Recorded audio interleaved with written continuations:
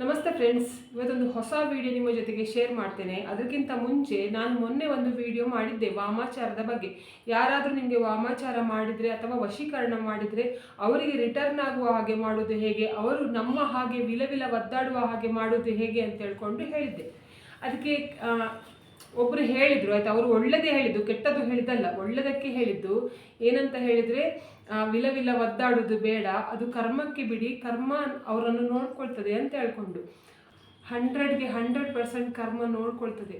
ಆದರೆ ಅವರು ಕೂಡ ಎಣಿಸ್ಕೊಳ್ಬೇಕು. ಏನಂತ ಹೇಳಿದರೆ, ವಶೀಕರಣ ಮಾಡ್ತಾರೆ ಅಥವಾ ಒಬ್ಬರಿಗೆ ವಾಮಾಚಾರ ಮಾಡ್ತಾರೆ, ಒಬ್ಬರು ಹಾಳಾಗಲಿ ಅಂತ ಹೇಳ್ಕೊಂಡು ಬಯಸ್ತಾರೆ ನೋಡಿ, ಅವರು ಕೂಡ ಆಲೋಚನೆ ಮಾಡಬೇಕು. ಏನಂತ ಹೇಳಿದರೆ, ಅವರ ಮನೆಯಲ್ಲಿ ಕೂಡ ಒಂದು ಸಂಸಾರ ಅಂತ ಇದೆ, ಅವರಿಗೂ ಕೂಡ ಹೆಂಡತಿ ಮಕ್ಕಳಿದ್ದಾರೆ, ಪುಟ್ಟ ಪುಟ್ಟ ಮಕ್ಕಳಿದ್ದಾರೆ. ಅವರ ಕಣ್ಣಲ್ಲಿ ನೀರು ತರಿಸೋದು ಬೇಡ. ಅವರು ಬೀದಿಗೆ ಬಂದರೆ ಉಂಟಲ್ಲ, ನಮಗೆ ಏನು ಅದರಲ್ಲಿ ಏನು ಸಿಗ್ತದೆ ಅಂತ ಹೇಳ್ಕೊಂಡು ಎಣಿಸ್ಕೊಳ್ಬೇಕು. ಆಯಿತಾ, ನಮಗೆ ಕೂಡ ಇದು ಅನುಭವ ಆಗಿದೆ. ಆದ್ದರಿಂದ ನಾನು ನಿಮಗೆ ಹೇಳ್ತಾ ಇರೋದು ಏನಂತ ಹೇಳಿದರೆ, ಒಬ್ಬರು ಯಾರಾದರೂ ನಿಮಗೆ ವಾಮಾಚಾರ ಮಾಡಿದರೆ ಉಂಟಲ್ಲ, ನಿಮಗೆ ಎಷ್ಟು ನೀವು ಅನುಭವಿಸ್ತೀರ ಅಂತ ಹೇಳಿದರೆ ಎಲ್ಲವನ್ನು ಕಳ್ಕೊಳ್ಳುವ ಹಾಗೆ ಆ ವಾಮಾಚಾರ ಮಾಡುತ್ತೆ. ಅದು ಸ್ವಂತ ಅನುಭವ ನಮಗೆ ಆಗಿರುವ ಕಾರಣಕ್ಕೆ ನಾನು ಉಂಟಲ್ಲ ಹೇಳಿದ್ದು. ಏನಂತ ಹೇಳಿದರೆ, ವಾಮಾಚಾರ ನಿಮಗೆ ಯಾರಾದರೂ ಮಾಡಿದರೆ ಅದು ಹೇಗೆ ತೆಗೆಯುವುದು ಅಥವಾ ಅವರಿಗೆ ರಿಪೀಟ್ ಆಗುವ ಹಾಗೆ ಮಾಡೋದು ಹೇಗೆ ಅಂತ ಹೇಳ್ಕೊಂಡು. ಇದು ಕರ್ಮಕ್ಕೆ ಬಿಟ್ಟರೆ ಏನಾಗುತ್ತೆ ಅಂತ ಹೇಳಿದರೆ, ಕರ್ಮ ಇವತ್ತೇ ನಮಗೆ ಮಾಡೋದಿಲ್ಲ, ಆಯಿತಾ, ಅದಕ್ಕೆ ಟೈಮ್ ತಗೊಳುತ್ತೆ, ಆಯಿತಾ, ಸ್ವಲ್ಪ ಟೈಮ್ ತಗೊಳುತ್ತೆ. ಅವ್ರದ್ದು ಕರ್ಮದ ಫಲ ಅಂದರೆ ಪಾಪದ ಫಲ ತುಂಬುವ ತನಕ ಕಾಯ್ತದೆ. ಅಷ್ಟರೊಳಗೆ ನಾವೇನಾಗಿರ್ತೇವೆ ಅಂತ ಹೇಳಿದರೆ ಮುಳುಗಿ ಹೋಗಿರ್ತೇವೆ. ನಮ್ಮ ಜೀವ ಇರ್ತದೋ ಇಲ್ವೋ ಅಂತ ಹೇಳ್ಕೊಂಡು ಹೇಳಲಿಕ್ಕೆ ಕೂಡ ಸಾಧ್ಯ ಇಲ್ಲ ಅವರ ಕರ್ಮ ತುಂಬುವುದರೊಳಗೆ. ಆದ್ದರಿಂದ ನಾವು ಜೀವಂತ ಇರಬೇಕಾದ್ರೇ ಉಂಟಲ್ಲ, ನಮಗೆ ಯಾರು ಮಾಡಿದ್ದಾರೆ ಅಂತ ಹೇಳ್ಕೊಂಡು ಗೊತ್ತಾದ ನಂತರ ಕೂಡ ನಾವು ಸುಮ್ಮನೆ ಇರುವುದು ಯಾಕೆ ಅಂತ ಹೇಳ್ಕೊಂಡು ನಾನು ಆ ವಿಡಿಯೋದಲ್ಲಿ ಮಾಡಿದ್ದು, ಮತ್ತು ಬೇರೆ ಯಾವ ಕೆಟ್ಟ ಆಲೋಚನೆಯಿಂದ ಮಾಡಿದ್ದಲ್ಲ. ಆ ಕಮೆಂಟ್ ಓದಿ ತುಂಬ ಖುಷಿ ಆಯಿತು. ಯಾಕೆಂತ ಹೇಳಿದ್ರೆ, ಈಗಿನ ಕಾಲದಲ್ಲಿ ಕೂಡ ಇಷ್ಟು ಒಳ್ಳೆಯವರು ಕೂಡ ಇದ್ದಾರಲ್ವಾ ಅಂತ ಹೇಳ್ಕೊಂಡು. ಅಂದರೆ ನಮಗೆ ಯಾರು ಹಿಂಸೆ ಕೊಟ್ಟರು, ಯಾರು ಕಷ್ಟ ಕೊಟ್ಟರು ಕೂಡ ಅವರಿಗೆ ಏನೂ ಆಗಬಾರ್ದು, ಅದೆಲ್ಲ ಕರ್ಮಕ್ಕೆ ಬಿಡುವ ಅಂತ ಹೇಳ್ಕೊಂಡು ಎಣಿಸ್ಕೊಳ್ಳುವ ಅಷ್ಟು ಒಳ್ಳೆ ಮನಸ್ಸು ಇರುವ ಜನರು ಕೂಡ ಇದ್ದಾರಲ್ವಾ ಅಂತ ಹೇಳ್ಕೊಂಡು ಎಣಿಸ್ತು. ಆದರೂ ಕೂಡ ನಮ್ಮದು ಕೂಡ ನಾವು ಆಲೋಚನೆ ಮಾಡಬೇಕಲ್ಲ. ನಮ್ಮ ಮನೆಯಲ್ಲಿ ಕೂಡ ಪುಟ್ಟ ಪುಟ್ಟ ಮಕ್ಕಳಿರ್ತಾರೆ, ಅವರು ಕೂಡ ಎಲ್ಲದರಲ್ಲೂ ಕೂಡ ಕಷ್ಟ ಅನುಭವಿಸಬಾರ್ದಲ್ವಾ. ಆ ಕಾರಣದಿಂದ ಇವಾಗ ಆ ವಿಷಯ ಬಿಡಿ. ಇವಾಗ ನೀವು ಮಾರ್ಚ್ 3ನೇ ತಾರೀಕು ತನಕ ತುಂಬ ಜಾಗ್ರತೆ ಆಗಿರಬೇಕು. ಯಾಕಂತ ಹೇಳಿದ್ರೆ, ಈ ಸಮಯದಲ್ಲಿ ಉಂಟಲ್ಲ ವಾಮಾಚಾರ ಎಲ್ಲ ಜಾಸ್ತಿ ನಡೆಸ್ತಾರೆ ಅಂತ ಹೇಳ್ಕೊಂಡು ಹೇಳ್ತಾರೆ. ಅದು ಕೂಡ ಪುಟ್ಟ ಪುಟ್ಟ ಮಕ್ಕಳ ಮೇಲೆ ವಾಮಾಚಾರ ಕ್ರಿಯೆ ಮಾಡ್ತಾರೆ ಅಂತ ಹೇಳ್ಕೊಂಡು ಹೇಳ್ತಾರೆ. ಆದ್ದರಿಂದ ಆದಷ್ಟು ನಾನು ವಿಡಿಯೋದಲ್ಲಿ ಹೇಳಿದ್ದೇನೆ, ಪುಟ್ಟ ಪುಟ್ಟ ಮಕ್ಕಳಿಗೆ ಏನು ಮಾಡಬೇಕು ಅಥವಾ ನೀವು ಯಾವ ರೀತಿ ಇರಬೇಕು ಅಂತ ಹೇಳ್ಕೊಂಡು ಕೂಡ ಹೇಳಿದ್ದೇನೆ. ಆದ್ದರಿಂದ ಈ 4ನೇ ತಾರೀಕು ತನಕ, ಆಯಿತಾ, ಹೋಲಿ ತನಕನೂ ತುಂಬ ಜಾಗ್ರತೆಯಾಗಿರಿ. ನಿಮ್ಮನ್ನು ಉಂಟಲ್ಲ ನೀವು ಕಾಪಾಡಿಕೊಳ್ಳಿ. ಯಾಕಂತ ಹೇಳಿದರೆ, ಪ್ರತಿ ಸಲ ದೇವರು ನಮ್ಮ ಜೊತೆಗೆ ಇರಲಿಕ್ಕಾಗೋದಿಲ್ಲ. ನಮ್ಮ ರಕ್ಷಣೆ ನಾವು ಕೂಡ ಸ್ವಲ್ಪ ಮಾಡ್ಕೋಬೇಕಲ್ಲ. ಯಾರ ವಾಮಾಚಾರ ಕೂಡ ನಿಮಗೆ ತಾಗದೇ ಇರುವ ಹಾಗೆ ಮಾಡುವುದು ಹೇಗೆ ಅಂತ ಹೇಳ್ಕೊಂಡು ನಾನು ಹೇಳಿದ್ದೇನೆ ಆ ವಿಡಿಯೋದಲ್ಲಿ. ಅದನ್ನು ಒಂದು ಸಲ ನೋಡಿಕೊಂಡು ಬನ್ನಿ. ಇವತ್ತಿನ ವಿಡಿಯೋದಲ್ಲಿ ನಾನು ಏನು ಹೇಳ್ತೇನೆ ಅಂತ ಹೇಳಿದರೆ, 4ನೇ ತಾರೀಕಿಗೆ ಹೋಲಿ. ನೀವು ಹೋಲಿ ಉಂಟಲ್ಲ, ಕೆಲವರು ಆಚರಣೆ ಮಾಡ್ತಾರೆ, ಕೆಲವರು ಆಚರಣೆ ಮಾಡೋದಿಲ್ಲ. ನೀವು ಮಾಡಿ ಬಿಡಿ, ಆಚರಣೆ ಮಾಡಲೇಬೇಕು ಅಂತ ಹೇಳ್ಕೊಂಡಿಲ್ಲ. ನಾರ್ತ್ ಇಂಡಿಯನ್ನೆಲ್ಲ ಹೋದರೆ ಉಂಟಲ್ಲ, ಎಲ್ಲರೂ ಕೂಡ ಆಚರಣೆ ಮಾಡ್ತಾರೆ. ಆದರೆ ಈ ಕಡೆ ಎಲ್ಲೆಲ್ಲ ಆಚರಣೆ ಜಾಸ್ತಿ ಜನ ಮಾಡೋದಿಲ್ಲ. ಹುಡುಗರು ಕಲರೆಲ್ಲ ಹಾಕ್ಕೊಳ್ತಾರೆ ಅಷ್ಟೇ, ಆದರೆ ಮನೆಯಲ್ಲಿ ಆಚರಣೆ ಮಾಡಲಿಕ್ಕೆ ಹೋಗೋದಿಲ್ಲ ಹೋಲಿ. ಇವಾಗ ನಿಮಗೆ ಸಾಲದ ಸಮಸ್ಯೆ ಜಾಸ್ತಿ ಉಂಟು, ಹಣಕಾಸಿನ ಸಮಸ್ಯೆ ಜಾಸ್ತಿ ಆಗ್ತಾ ಉಂಟು, ಅಥವಾ ನಿಮಗೆ ಹಣಕಾಸಿನ ವಿಷಯದಲ್ಲಿ ಏನಾದರೂ ತೊಂದರೆ ಬರ್ತಾ ಉಂಟು, ಯಾವುದೋ ಹಣ ಬರಲಿಕ್ಕೆ ಉಂಟು, ಅದು ಅಲ್ಲೇ ನಿಂತು ಹೋಗಿದೆ, ನಿಮಗೆ ಎಲ್ಲಿ ಕೂಡ ದಾರಿ ಕಾಣಿಸ್ತಾ ಇಲ್ಲ. ಅಂದರೆ ನಾವು ನಿಮಗೆ ಕೆಲಸ ಮಾಡಬೇಕು, ಆ ಕೆಲಸಕ್ಕೆ ಸರಿಯಾಗಿ ನಿಮಗೆ ಏನು ಕೂಡ ಪ್ರತಿಫಲ ಸಿಗ್ತಾ ಇಲ್ಲ. ಬಿಸ್ನೆಸ್ ಮಾಡ್ತಾ ಇದ್ದೀರಾ, ಬಿಸ್ನೆಸ್ ಕೂಡ ಲಾಸ್ ಆಗ್ತಾ ಇದೆ, ಏನೇನೋ ತುಂಬ ಸಮಸ್ಯೆಗಳನ್ನು ಇರ್ತಾರೆ ಹಣಕಾಸಿನ ವಿಷಯದಲ್ಲಿ. ಸೇವಿಂಗ್ ಮಾಡಬೇಕು ಅಂತ ಎಣಿಸ್ಕೊಂಡು ಸೇವಿಂಗ್ ಎಲ್ಲ ಮಾಡಿರ್ತಾರೆ, ಆದರೆ ಏನೋ ಒಂದು ಗ್ರಹಚಾರದಿಂದ ನೀವು ಸೇವಿಂಗ್ ಮಾಡಿದ ಹಣವೆಲ್ಲ ಬೇರೆಯವರಿಗೆ ಕೊಡುವ ಹಾಗೆ ಆಗುತ್ತೆ. ನಿಮ್ಮ ಕಣ್ಣ ಎದುರಿಗೆ ನೀವು ಆ ಹಣವನ್ನು, ನೀವು ಕಷ್ಟಪಟ್ಟು ಕೂಡಿಟ್ಟ ಹಣವನ್ನು ಬೇರೆಯವರಿಗೆ ಕೊಡುವಾಗ ಅದು ಮನಸ್ಸಿಗೆ ಎಷ್ಟು ಬೇಜಾರಾಗ್ತದೆ ಅಂತ ಹೇಳಿದರೆ ಉಂಟಲ್ಲ, ಅದು ಹೇಳಲಿಕ್ಕೆ ಸಾಧ್ಯ ಇಲ್ಲ. ಆ ಥರದ ಹಣಕಾಸಿನ ಸಮಸ್ಯೆ ನಿಮಗೆ ಯಾವುದು ಇದ್ರೂ ಕೂಡ ನೀವು ಹೋಲಿ ದಿವಸ ಈ ಒಂದು ಕೆಲಸ ಮಾಡಿದರೆ ಏನಾಗುತ್ತೆ ಅಂತ ಹೇಳಿದರೆ ಅದಕ್ಕೆಲ್ಲ ಸರಿಯಾಗುತ್ತೆ, ಅದೆಲ್ಲ ಮುಕ್ತಿ ಹೊಂದ್ತೀರಾ ಅಂತ ಹೇಳ್ಕೊಂಡು ಹೇಳ್ತಾರೆ. ನೋಡಿ, ಇದಕ್ಕಿಂತ ದೊಡ್ಡ ಕೆಲಸ ಮಾಡಬೇಕಂತ ಇಲ್ಲ. ನಾನು ಯಾವತ್ತೂ ಹೇಳ್ತೇನೆ ಏನಂತ ಹೇಳಿದರೆ, ನೀವು ವಿಷ್ಣುವನ್ನು ಉಂಟಲ್ಲ ಒಲಿಸಿಕೊಂಡ್ರೆ ಮಹಾಲಕ್ಷ್ಮಿ ನಿಮ್ಮ ಜೊತೆಗೇ ಇರ್ತಾಳೆ ಅಂತ ಹೇಳ್ಕೊಂಡು. ಯಾಕಂತ ಹೇಳಿದರೆ, ವಿಷ್ಣು ಇರುವ ಜಾಗದಲ್ಲೇ ಮಹಾಲಕ್ಷ್ಮಿ ಇರ್ತಾಳೆ. ಎಲ್ಲಿ ನೋಡಿ ವಿಷ್ಣುವಿಗೆ ಮರ್ಯಾದೆ ಸಿಗ್ತಾ ಇರ್ತದೆ, ಆ ಜಾಗದಲ್ಲಿ ನೀವು ಮಹಾಲಕ್ಷ್ಮಿಯನ್ನು ಕರಿಬೇಕಂತ ಇಲ್ಲ, ಅವಳಾಗಿಯೇ ಬರ್ತಾರೆ ಅಂತ ಹೇಳ್ಕೊಂಡು ಹೇಳ್ತಾರೆ. ಅಂದರೆ ಮಹಾಲಕ್ಷ್ಮಿಯೇ ಬರ್ತಾಳೆ ಅಂತ ಹೇಳ್ಕೊಂಡು ಹೇಳ್ತಾರೆ. ಆದ್ದರಿಂದ ನೀವೇನು ಮಾಡಿ ಅಂತ ಹೇಳಿದರೆ, 6 ದಿವಸ ಮಾರ್ಚ್ 4ನೇ ತಾರೀಕಿಗೆ, ಆಯಿತಾ, ಹೋಲಿ ದಿವಸ ಬೆಳಿಗ್ಗೆ ಸ್ವಲ್ಪ ಸೂರ್ಯ ಉದಯ ಆಗುವಕ್ಕಿಂತ ಮುಂಚೆವೇ ನೀವು ಹೇಳ್ಬೇಕು. ಅಂದರೆ ಕತ್ತಲು ಇರಬೇಕು, ಸೂರ್ಯ ಉದಯ ಆಗಿರಬಾರ್ದು. ಬ್ರಾಹ್ಮಿ ಮುಹೂರ್ತ ಅಂತ ಹೇಳ್ಕೊಂಡು ಹೇಳ್ತಾರೆ. ಅಂದರೆ ಬೆಳಿಗ್ಗೆ 3:30 ಇಂದ 5 ಗಂಟೆಯ ಒಳಗಡೆ ಎಚ್ಚರ ಮಾಡ್ಕೊಳ್ಳಿ. ಬೇರೆ ದಿವಸ ನೀವು ಮಲಗಿದ್ದು ಸಾಕು, ಒಂದು ದಿವಸ ಆದರೂ ಎಚ್ಚರ ಮಾಡಿ. ಯಾಕಂತ ಹೇಳಿದ್ರೆ ನಮಗೆ ಹಣಕಾಸಿನ ಸಮಸ್ಯೆ ಜಾಸ್ತಿ ಆಗಿದೆಯಲ್ಲ, ಆ ಕಾರಣದಿಂದ ನಾನು ಹೇಳ್ತಾ ಇರೋದು. ಬೇಗ ಹೇಳಿ.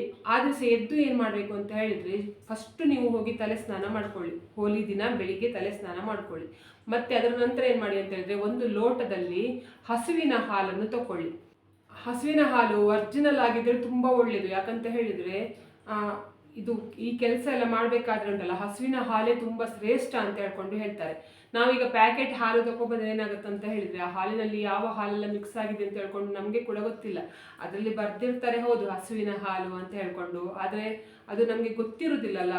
ಆದರೂ ಕೂಡ ಪರವಾಗಿಲ್ಲ, ಏನಾಗುದಿಲ್ಲ, ದೇವರಿಗೆ ಗೊತ್ತಾಗ್ತದೆ ನಮ್ಮ ಪರಿಸ್ಥಿತಿ ಯಾವ ರೀತಿ ಉಂಟು, ನಮಗೆ ಅಂತಹ ಹಾಲನ್ನು ತರಲಿಕ್ಕೆ ಆಗುವುದಿಲ್ಲ ಹಸುವಿದು ಅಂತ ಹೇಳ್ಕೊಂಡು. ನಿಮಗೆ ಒಂದು ವೇಳೆ ಒರಿಜಿನಲ್ ಹಸುವಿನ ಹಾಲು ಸಿಗ್ತದೆ ಅಂತ ಹೇಳ್ಕೊಂಡು, ಆದರೆ ಎಲ್ಲಾದರೂ ನಿಮ್ಮ ಮನೆ ಹತ್ರ ಹಸು ಸಾಕ್ತಾ ಇದ್ದಾರೆ ಅಂತ ಹೇಳಿದ್ರೆ ಅವರ ಹತ್ರ ಹಾಲು ಕೇಳಿಟ್ಕೊಳ್ಳಿ. ನೀವು ಮುಂಚಿನ ದಿವಸ ಕೇಳ್ಕೊಂಡುಂಟಲ್ಲ ಹಾಲು ತಗೊಂಡು ಅದನ್ನು ಫ್ರಿಜ್ಜಲ್ಲಿ ಇಟ್ಟರು ಕೂಡ ಪರವಾಗಿಲ್ಲ. ಇಲ್ಲ ಅಂತ ಹೇಳಿದ್ರೆ ಕೆಲವರು ಮನೆಯಲ್ಲಿ ಹಸುವೆಲ್ಲ ಸಾಕುವ ಮನೆಯಲ್ಲಿ ಬೇಗನೆ ಹೇಳ್ತಾರೆ, ಬೇಗ ಆಯ್ತಾ. ಅಂದರೆ ಹಸುವಿನ ಕೆಲಸ ಎಲ್ಲ ಮಾಡೋರುಂಟಲ್ಲ, ಅವರು ನಮ್ಮ ಥರ 8 ಗಂಟೆ ತನಕ ಕಾಲು ಚಾಚ್ಕೊಂಡು ಮಲ್ಕೊಂಡು ಇರುವುದಿಲ್ಲ, ಬೇಗ ಎದ್ದು ಎಲ್ಲ ಕೆಲಸ ಮಾಡ್ತಾ ಇರ್ತಾರೆ. ಅವರ ಹತ್ರ ಹೋಗಿ ಸ್ವಲ್ಪ ಹಾಲು ಕೊಡಿ ಅಂತ ಹೇಳಿದರೆ ಉಂಟಲ್ಲ, ಒಂದು ಲೋಟ ಹಾಲು ಅಷ್ಟು ತಗೊಬನ್ನಿ. ನಿಮಗೆ ಇಲ್ಲ ನಮಗೆ ಹಸುವಿನ ಹಾಲು ಸಿಗುವುದಿಲ್ಲ ಅಂತ ಹೇಳಿದ್ರೆ ಪ್ಯಾಕೆಟ್ ಹಾಲಾದರೂ ಕೂಡ ಪರವಾಗಿಲ್ಲ. ಒಂದು ಲೋಟ ಹಾಲನ್ನು ಅದ್ರ ಜೊತೆಗೆ ಏನು ಮಾಡಿ ಅಂತ ಹೇಳಿದ್ರೆ, ₹1 ನಾಣ್ಯ ಆಯ್ತಾ. ₹1 ನಾಣ್ಯ ಉಂಟಲ್ಲ, ನೀವು ಸಾಲದ ಸಮಸ್ಯೆ ಇರುವವರು ಏನು ಮಾಡಿ ಅಂತ ಹೇಳಿದ್ರೆ, ಯಾರ ಹತ್ರ ಆದರೂ ಸಾಲ ತಗೊಳ್ಳಿ, ₹1 ಮಾತ್ರ, ಮತ್ತೆ ತುಂಬ ತಗೊಳ್ಳಿಕ್ಕೆ ಹೋಗ್ಬೇಡಿ. ಯಾಕಂತ ಹೇಳಿದ್ರೆ ನಿಮಗೆ ಸಾಲದ ಸಮಸ್ಯೆಯಿಂದ ಮುಕ್ತಿ ಸಿಗ್ಬೇಕಲ್ಲ, ಆ ಕಾರಣದಿಂದ ಹೇಳ್ತಾ ಇರೋದು. ಮತ್ತೆ ₹1 ಅಂತ ಹೇಳ್ಕೊಂಡು ಬೇರೆಯವ್ರ ಹತ್ರ ₹1000 ತಗೊಂಡು ₹1 ಮಾಡಿದ್ರೆ ಪ್ರಯೋಜನಕ್ಕಿಲ್ಲ. ₹1 ಮಾತ್ರ ಸಾಲದ ರೂಪದಲ್ಲಿ ತಗೊಳ್ಳಿ. ನಿಮಗೆ ಬೇರೆಯವ್ರ ಹತ್ರ ತಗೊಳ್ಳಿಕ್ಕೆ ನಾಚಿಕೆ ಆಗ್ತದೆ ಅಂತ ಹೇಳಿದ್ರೆ, ನಿಮ್ಮ ಮನೆಯಲ್ಲೇ ನಿಮ್ಮ ಮನೆಯವರ ಹತ್ರನೇ ಸಾಲ ತಗೊಳ್ಬೋದು ₹1 ಆಯ್ತಾ, ಸಾಲದ ರೂಪದಲ್ಲೇ ತಗೊಳ್ಳಿ. ಆಮೇಲೆ ಏನು ಮಾಡಬೇಕು ಅಂತ ಹೇಳಿದ್ರೆ, ನೀವು ತಗೊಂಡು ಹೋಗಿರುವ 1 ಲೋಟ ಹಾಲು ಮತ್ತು ಈ ₹1 ಕಾಯಿನನ್ನು ದೇವಸ್ಥಾನಕ್ಕೆ ತಗೊಂಡು ಹೋಗ್ಬೇಕು. ದೇವಸ್ಥಾನಕ್ಕೆ ತಗೊಂಡು ದೇವಸ್ಥಾನದ ಒಳಗಡೆ ಹೋಗ್ಬೇಕಂತ ಇಲ್ಲ. ದೇವಸ್ಥಾನದ ಎದುರುಗಡೆ ಅರಳಿ ಮರ ಅಂದರೆ ಅಶ್ವತ್ಥ ಮರ ಇರುತ್ತೆ, ಎಲ್ಲ ದೇವಸ್ಥಾನದ ಹತ್ರ ಕೂಡ ಇರ್ತದೆ. ನೀವೇನು ಮಾಡಿ ಅಂತ ಹೇಳಿದ್ರೆ, ನೀವು ತಗೊಂಡು ಹೋಗಿದ್ದೀರ ನೋಡಿ ಹಾಲು, ಆ ಹಾಲನ್ನು ಅಂದರೆ ಅರಳಿ ಮರದ ಕೆಳಗೆ ಹಾಕಿ, ಬುಡಕ್ಕೆ ಹಾಕಿ ಆಯ್ತಾ. ಅದ್ರ ನಂತರ ಏನು ಮಾಡಿ ಅಂತ ಹೇಳಿದ್ರೆ, ನೀವು ಉಂಟಲ್ಲ ₹1 ನಾಣ್ಯವನ್ನು ಅದನ್ನು ಸ್ವಲ್ಪ ಹೊಂಡ ಮಾಡಿ ಉಂಟಲ್ಲ, ಅಂದರೆ ಸ್ವಲ್ಪ ಮಣ್ಣನ್ನು ತೆಗೆದು ಆ ಮಣ್ಣಿನ ಒಳಗಡೆ ಹಾಕಿದ್ರು ನಡೆಯುತ್ತೆ. ಅಂದರೆ ಅಶ್ವತ್ಥ ಕಟ್ಟೆಯ ಒಳಗಡೆ. ಕೆಲವು ಕಡೆ ಏನಾಗುತ್ತೆ ಅಂತ ಹೇಳಿದ್ರೆ, ಕಟ್ಟೆಗೆ ಸಿಮೆಂಟ್ ಕಟ್ಟಿರ್ತಾರಲ್ವ, ಸಿಮೆಂಟಲ್ಲೆಲ್ಲ ಕಟ್ಟೆ ಕಟ್ಟಿರ್ತಾರೆ, ಆಗ ಮಾಡ್ಲಿಕ್ಕೆ ಆಗೋದಿಲ್ಲ.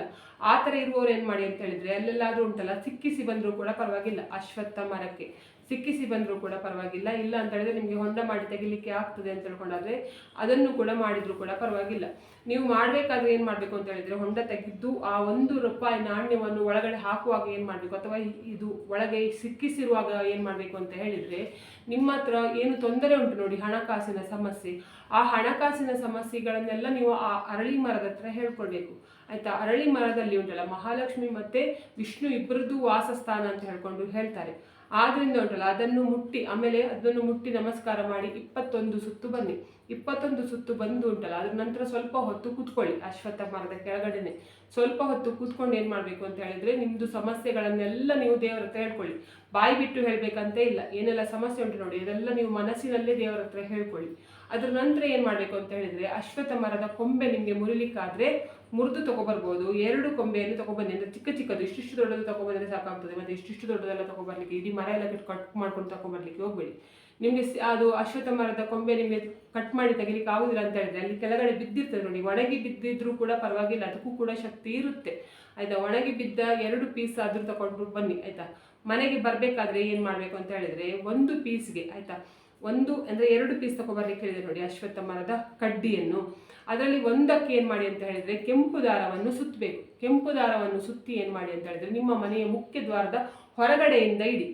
ಯಾಕಂತ ಹೇಳಿದ್ರೆ, ಯಾವುದೇ ಕೆಟ್ಟ ಎನರ್ಜಿ ಅಥವಾ ಕೆಟ್ಟ ಶಕ್ತಿ ನಿಮಗೆ ಉಂಟಲ್ಲ ಮನೆ ಒಳಗಡೆ ಬರದೇ ಇರುವ ಹಾಗೆ ಅದು ನಿಮಗೆ ರಕ್ಷಣೆ ಮಾಡುತ್ತೆ. ಮತ್ತು ಸಾಲದ ಸಮಸ್ಯೆ ಕೂಡ ಕಡಿಮೆ ಆಗುವ ಹಾಗೆ ಮಾಡುತ್ತೆ.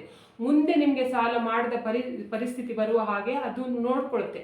ಆದ್ದರಿಂದ 1 ಕಡ್ಡಿಯನ್ನು ಕೆಂಪು ದಾರ ಸುತ್ತಿ ನಿಮ್ಮ ಮುಖ್ಯ ದ್ವಾರದ ಇಲ್ಲಿ ಇಡಬೇಕು. 2ನೇ ಕಡ್ಡಿಯನ್ನು ಏನು ಮಾಡಬೇಕು ಅಂತ ಹೇಳಿದ್ರೆ, ನೀವು ಉತ್ತರ ಮನೆಗೆ ತಂದ ಕಡ್ಡಿಯನ್ನು ಏನು ಮಾಡಬೇಕು ಅಂತ ಹೇಳಿದ್ರೆ, ನೀವು ಮುಂಚಿನ ದಿವಸವೇ ಆಯ್ತಾ, ಹೋಲಿ 4ನೇ ತಾರೀಕಿಗೆ ಆದರೆ ನೀವು 3ನೇ ತಾರೀಕಿಗೆ ಏನು ಮಾಡಿ ಅಂತ ಹೇಳಿದ್ರೆ, ಯಾವುದೆಲ್ಲ ವಸ್ತು ತಗೊಬನ್ನಿ ಅಂತ ಹೇಳಿದ್ರೆ, ಒಂದು ಗುಲಗಂಜಿ ತಗೊಬನ್ನಿ. ಒಂದು 5, 9 ಆ ಥರ ಆದರೂ ಕೂಡ ಪರವಾಗಿಲ್ಲ. ಗುಲಗಂಜಿ ಅಂತ ಹೇಳಿದ್ರೆ ಕೆಂಪು ಮತ್ತು ಕಪ್ಪು ಬಣ್ಣದ ಗುಲಗಂಜಿಯನ್ನು ತಗೊಂಡು ಬನ್ನಿ. ಯೆಲ್ಲೋ ಕಲರ್ದು ಬೇಡ ಆಯ್ತಾ. ನಿಮಗೆ ಮಹಾಲಕ್ಷ್ಮಿಗೆ ಇಷ್ಟವಾಗುವ ಬಣ್ಣ ಕೆಂಪು, ಅದರಿಂದ ನಿಮಗೆ ನೋಡಿ ಕೆಂಪು ಬಣ್ಣದ ಗುಲಗಂಜಿ ಸಿಗ್ತದೆ. ಕಪ್ಪು ಬಣ್ಣದ ಮೂತಿ ಥರದ್ದಿರೋದು ಗುಲಗಂಜಿ ಸಿಗ್ತದೆ, ಕೆಂಪು ಬಣ್ಣದ ಗುಲಗಂಜಿ. ಎರಡನೇದು ಯಾವುದು ಬೇಕು ಅಂತ ಹೇಳಿದ್ರೆ ಲಾವಂಚ ಬೇರು. ನಿಮಗೆ ಲಾವಂಚ ಬೇರು ಉಂಟಲ್ಲ, ಇಲ್ಲಿ ದೇವಸ್ಥಾನದಲ್ಲೆಲ್ಲ ಥರ ಸಿಗ್ತದೆ, ಅಥವಾ ದೇವರ ಐಟಮ್ ಎಲ್ಲ ಮಾರ್ತಾರೆ ನೋಡಿ, ಅಂತಹ ಕಡೆಯಲ್ಲಿ ಸಿಗ್ತದೆ. ಲಾವಂಚ ಬೇರು ಅಂತ ಹೇಳಿದರೆ ಕೊಡ್ತಾರೆ ನಿಮಗೆ. ಒಂದು 10 ರೂಪಾಯಿಗೆ ಒಂದು ಇಷ್ಟು ಬೇರು ಸಿಗ್ತದೆ ಆಯಿತಾ. ಆ ಬೇರನ್ನು ತಗೊಳ್ಳಿ. ಅದರ ನಂತರ ಯಾವ್ದು ತಗೊಳ್ಬೇಕು ಅಂತ ಹೇಳಿದ್ರೆ ಗೋಮತಿ ಚಕ್ರ. ಗೋಮತಿ ಚಕ್ರ ಕೂಡ ಅಷ್ಟೇ, ನೀವು 3 ತಗೋಬಹುದು, 5 ತಗೊಳ್ಬೋದು, 9 ತಗೊಳ್ಳಿ, ನಿಮಗೆ ಇಷ್ಟ ಆಯ್ತಾ. ಎಷ್ಟು ನಿಮಗೆ ತಗೊಳ್ಳಿಕ್ಕೆ ಆಗ್ತದೆ ಅಷ್ಟು ತಗೊಳ್ಳಿ ಆಯ್ತಾ. ತಗೊಂಡು ಏನು ಮಾಡಬೇಕು ಅಂತ ಹೇಳಿದ್ರೆ ಕೆಂಪು ಬಣ್ಣದ ಬಟ್ಟೆ ಕೂಡ ತಗೊಳ್ಬೇಕು. ಬ್ಲೌಸ್ ಪೀಸ್ ತಗೊಳ್ಳಿ, ದೊಡ್ಡದು ತಗೊಳ್ಬೇಕಂತ ಇಲ್ಲ. ಒಂದು ವೇಳೆ ದೊಡ್ಡ ಬ್ಲೌಸ್ ಪೀಸ್ ತಗೊಂಡ್ರೆ ಉಂಟಲ್ಲ, 2 ಕಟ್ ಮಾಡಿ ಅದರಲ್ಲಿ ಒಂದು ಮಾತ್ರ ನೀವು ಇಟ್ಕೊಳ್ಳಿ ಆಯ್ತಾ, ಈ ಕೆಲಸ ಮಾಡಲಿಕ್ಕೆ. ಇವಾಗ ಏನು ಮಾಡಬೇಕು ಅಂತ ಹೇಳಿದ್ರೆ, ನೀವು ದೇವಸ್ಥಾನದಿಂದ ಒಂದು ತಗೊಬಂದ ಕಡ್ಡಿ ಉಂಟಲ್ಲ, ಅಂದರೆ ಅಶ್ವತ್ಥ ಮರದ ಕಡ್ಡಿ, ಆ ಕಡ್ಡಿ ಅದರ ಜೊತೆಗೆ ಉಂಟಲ್ಲ ಲಾವಂಚ ಬೇರು, ಗುಲಗಂಜಿ, ಅದರ ಜೊತೆಗೆ ಉಂಟಲ್ಲ ಗೋಮತಿ ಚಕ್ರವನ್ನು ಉಂಟಲ್ಲ, ಎಲ್ಲವನ್ನು ಇದು ಚಂದ ಮಾಡಿ ಕಟ್ಟಬೇಕು ಆಯ್ತಾ. ಕಟ್ಟಿ ಕೆಂಪು ಬಟ್ಟೆಯಲ್ಲಿ ಕಟ್ಟಿ ಅದಕ್ಕೆ ನೀವು ಅದನ್ನು ಮಹಾಲಕ್ಷ್ಮಿ ಎದುರುಗಡೆ ಇಡಬೇಕು ಆಯ್ತಾ. ಮಹಾಲಕ್ಷ್ಮಿ ಸಮೇತ ವಿಷ್ಣುವಿನ ಫೋಟೋ ನಿಮ್ಮ ಮನೆಯಲ್ಲಿ ಇದ್ರೆ ಉಂಟಲ್ಲ ತುಂಬ ಒಳ್ಳೆಯದು. ನಮ್ಮ ಮನೆಯಲ್ಲಿ 2 ಒಟ್ಟಿಗೆ ಇರುವುದಿಲ್ಲ, ಸಪ್ರೇಟ್ ಇರುವುದಿದೆ ಅಂತ ಹೇಳ್ಕೊಂಡು ಆದರೂ ಪರವಾಗಿಲ್ಲ. ಒಟ್ಟು ಮಹಾಲಕ್ಷ್ಮಿ ಮತ್ತು ವಿಷ್ಣುವಿನ ಆಶೀರ್ವಾದಕ್ಕೆ ಅದರಲ್ಲಿ ಇರಬೇಕು. ಜೊತೆಗೆ ನಿಮ್ಮ ಕುಲದೇವರನ್ನು ಕೂಡ ಸ್ಮರಣೆ ಮಾಡ್ಕೊಳ್ಳಿ ಆಯ್ತಾ. ನಿಮ್ಮದು ಯಾವುದೇ ಕುಲದೇವರಾಗಿರಲಿ ಅಥವಾ ಮನೆ ದೇವರಾಗಲಿ ಅವರನ್ನು ಸ್ಮರಣೆ ಮಾಡಿಕೊಂಡು ಅದಕ್ಕೆ ಸ್ವಲ್ಪ ಅರಿಶಿನ ಕುಂಕುಮವನ್ನು ಹಾಕಿ ಇದನ್ನು ಆ ಗಂಟನ್ನು ಏನು ಮಾಡಬೇಕು ಅಂತ ಹೇಳಿದ್ರೆ ನಿಮ್ಮ ಮನೆಯ ಬೀರು ಒಳಗಡೆ ಇಡಬೇಕು. ಬೀರು ಒಳಗಡೆ ಇಡಬೇಕು ಅಂತ ಹೇಳಿದ್ರೆ ನೀವು ಬಟ್ಟೆ ಇರ್ತೀರ ನೋಡಿ, ಬಟ್ಟೆ ಜೊತೆ ಇಡುವುದಲ್ಲ, ಹಣ ಇಡ್ಲಿಕ್ಕೆ ಅಂತ ಹೇಳ್ಕೊಂಡು ಅಥವಾ ಒಡವೆ ಇಡ್ಲಿಕ್ಕೆ ಅಂತಲೇ ಒಂದು ಸಪ್ರೇಟ್ ಆಗಿ ಇರ್ತದೆ ನೋಡಿ ಬೀರುವಲ್ಲಿ, ಆ ಜಾಗದಲ್ಲಿ ಇಡಬೇಕು.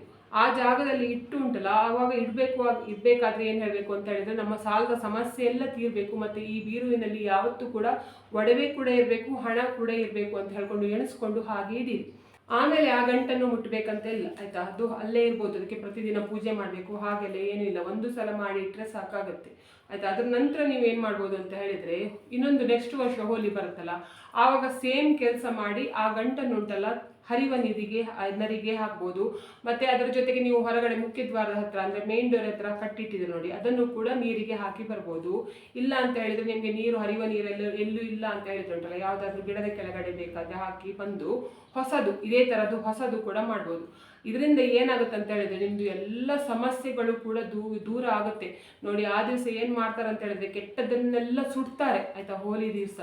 ಅದೇ ರೀತಿ ನಿಮ್ಮ ಕೆಟ್ಟದ್ದು ಏನೆಲ್ಲ ಕೆಟ್ಟದ್ದು ಉಂಟು ನೋಡಿ, ನಿಮ್ಮ ಮನೆಯಲ್ಲಿ ಕೆಟ್ಟ ಎನರ್ಜಿ ಕೆಟ್ಟದ್ದು ಏನೆಲ್ಲ ಉಂಟು, ಕೆಟ್ಟ ಸಾಲದ ಸಮಸ್ಯೆ, ಹಣಕಾಸಿನ ಸಮಸ್ಯೆ, ಯಾವ ಸಮಸ್ಯೆ ಇದ್ರೂ ಕೂಡ ಅದೆಲ್ಲ ಸುಟ್ಟು ಬೂದಿಯಾಗಿ ಉಂಟಲ್ಲ, ಅದು ನಿಮಗೆ ಒಳ್ಳೆಯದಾಗುತ್ತೆ ಅಂತ ಹೇಳ್ಕೊಂಡು ಹೇಳ್ತಾರೆ. ಒಂದು ವೇಳೆ ನಿಮ್ಮ ಮನೆ ಹತ್ತಿರ ಯಾರಾದರೂ ಹೋಲಿ ಆಚರಣೆ ಮಾಡುವವರಾಗಿದ್ದರೆ ಉಂಟಲ್ಲ, ಅಂದರೆ ಹೋಲಿ ಆಚರಿಸ್ತಾರೆ, ಇದು ಇದನ್ನೆಲ್ಲ ಉಂಟಲ್ಲ ಸುಡ್ತಾರೆ ಅಂತ ಹೇಳ್ಕೊಂಡು, ಆದರೆ ಏನು ಮಾಡಿ ಅಂತ ಹೇಳಿದ್ರೆ ಅದ್ರದ್ದು ಗೊಬ್ಬರ ಬರ್ತದಲ್ಲ, ಸುಟ್ಟಿದ ಬೂದಿ, ಆ ಬೂದಿಯನ್ನು ತಗೊಬಂದು ಅದನ್ನು ಕೂಡ ಉಂಟಲ್ಲ ವೈಟ್ ಬಟ್ಟೆಯಲ್ಲಿ ಕಟ್ಟಿ ಅದನ್ನು ನಿಮ್ಮ ಮುಖ್ಯ ದ್ವಾರದಲ್ಲಿ ಹಾಕಿದರೆ ಕೂಡ ಏನಾಗುತ್ತೆ ಅಂತ ಹೇಳಿದ್ರೆ ಕೆಟ್ಟ ಶಕ್ತಿ ಮನೆ ಒಳಗಡೆ ಬರುವುದಿಲ್ಲ ಅಂತ ಹೇಳ್ಕೊಂಡು ಹೇಳ್ತಾರೆ.